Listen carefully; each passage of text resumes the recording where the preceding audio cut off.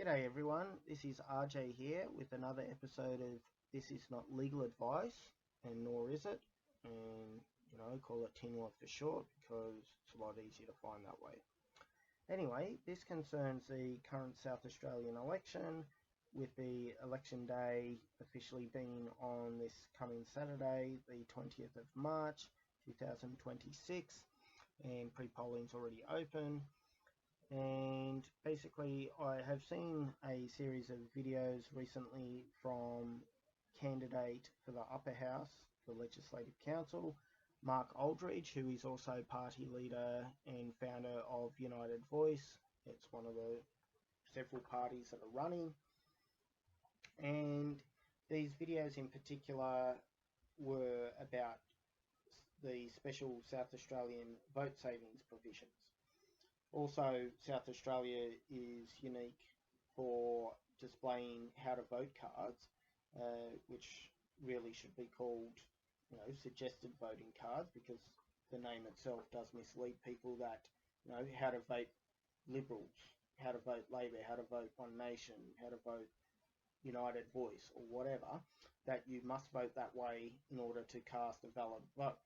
But anyway, they are unique in Australia in actually showing the how to vote cards in the ballot areas to save paper, which is something I've long advocated for, besides renaming them to suggested voting cards. Like, this party suggests you vote in this manner. Anyway, with Mark's content, he's talking about the special vote saving provisions that are related to Section 60A of the Electoral Act 1985, South Australia, and that is about voting tickets. So voting tickets aren't the same thing as how to vote, and a party or a candidate can, make a how to vote card that says, vote me first, Sally second, Jeffrey third, but that doesn't have to reflect what these voting tickets actually say.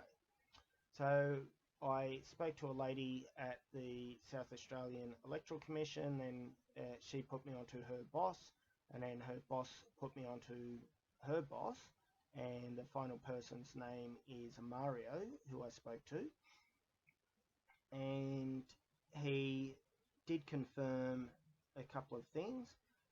So one of the issues that Mark Aldridge brought up was that if you if you just put one for a candidate and there's 10 candidates, that basically your vote will be distributed according to the preferences of that candidate, and that does have the caveat of if they did put in a voting ticket for this special vote saving provision, because if they didn't, it would be an invalid vote, but if they did, then it goes from the preferences that the candidate or party put in.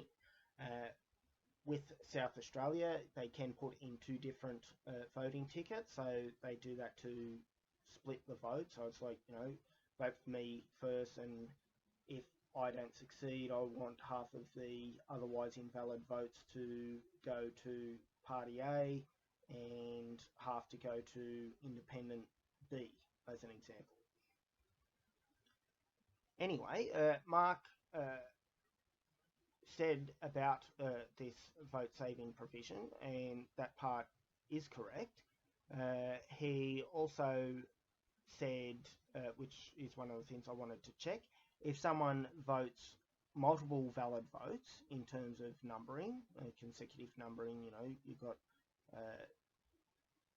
3, 1 and 2 on a ballot, i.e. 1, 2, 3, but there's more than 4 candidates, then Mark's claim was that it doesn't matter who you vote for as number 2 or 3, if you don't fill in the whole candidate ballot paper, because it is a compulsory preference voting in South Australia for the lower house, which is what I'm focusing on at the moment, then it just goes from whoever you put as number one, who they put on this voting ticket. And it turns out that is correct, because I was thinking, well, if it's not correct, then do they go, 1, 2, 3, how the person voted, but how do they work out who 4 is? Do they then put the next person who hasn't already been covered from the number one candidate's voting ticket, as an example? But anyway, again, confirming it doesn't matter what your second, third, etc. preferences are if you don't fill in all the boxes, or they might have a provision all but one, but it goes from the voting ticket of the number one candidate. Mario did say as well that this year the Electoral Commission has decided not to pre-publish these voting tickets, which I do think is a silly thing of the Electoral Commission, because you should know who you're voting for directly or indirectly. And with these voting tickets, it is a very bizarre concept in the first place. It reminds me when I had a friend who was still alive called Lawrence Brewster, or Laurie Brewster.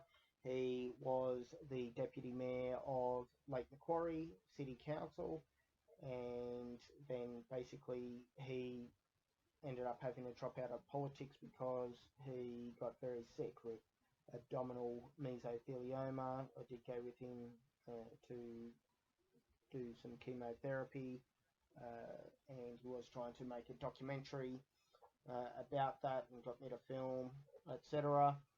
And Laurie was a Liberal, candidate and Liberal Deputy Mayor of Lake Macquarie. He also ran in the federal election for the seat of Charlton. But anyway, Laurie described to me how the upper house or Senate voting in federal elections used to be, which was using these voting tickets, which seemed very bizarre and silly to me. But I do suggest that South Australia gets rid of them completely,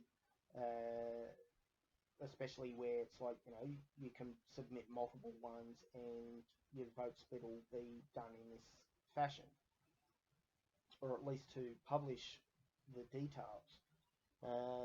Anyway, Mark did make a claim that One Nation somehow did a deal with the Electoral Commission to hide where their preferences are going with these voting tickets, which is not correct. They didn't do any deal with the Electoral Commission, of course, and Mario confirmed that. Mario also confirmed, I think he said, out of the 388 candidates in the election, that 382 have provided these voting tickets, which it's not compulsory, but nearly all of them have.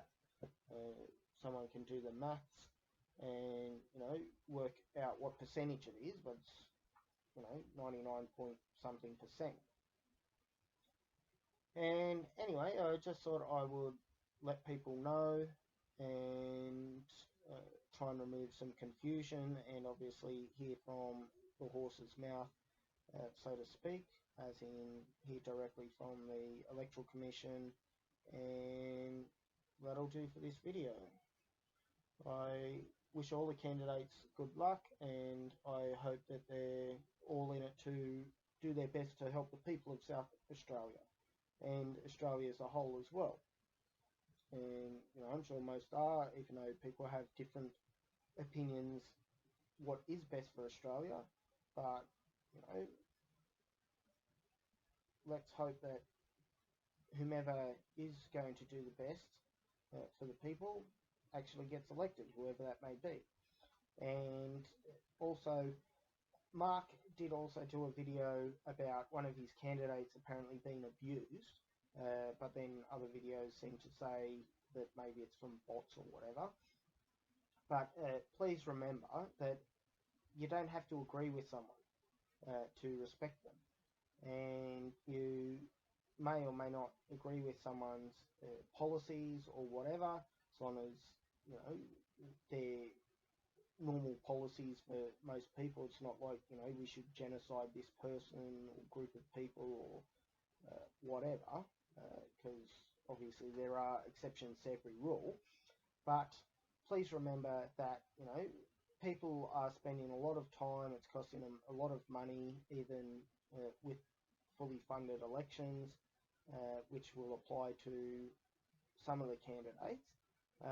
But you still have opportunity cost. People are trying to put their name out there and put their policies out there and convince you of why their policies are best for whatever topic, subject, field, area, whatever way you want to call it. And it takes a lot of courage to do that. And what's really disappointing is we do have a so-called democracy in Australia, or constitutional monarchy with representative governments that are democratically elected, etc. If you want to be more technical about it. But, a lot of other places don't have the opportunity to vote for people. And I do think Australia would benefit if more people took elections seriously and more people had respect for each other. Even if it's a rival candidate or a rival party or whatever, please don't be abusive to people. And please understand that it does take lots of courage to run for elections and, have your whole life scrutinied and or under scrutiny and whatnot. So, if you don't want to interact with someone, then you don't have to. And sure, it's legitimate to attack people's ideas or policies if they're bad ideas, or even if they're good ideas. You can always improve things. Even the best of ideas could be made better. But, abusing people based on their appearance or something like that, as long as the person's just minding their own business and not being abusive and it's a reply to an attack or something, is completely ridiculous. And anyway, that'll do me. I hope you're all well, and good luck to all the candidates. Cheerio.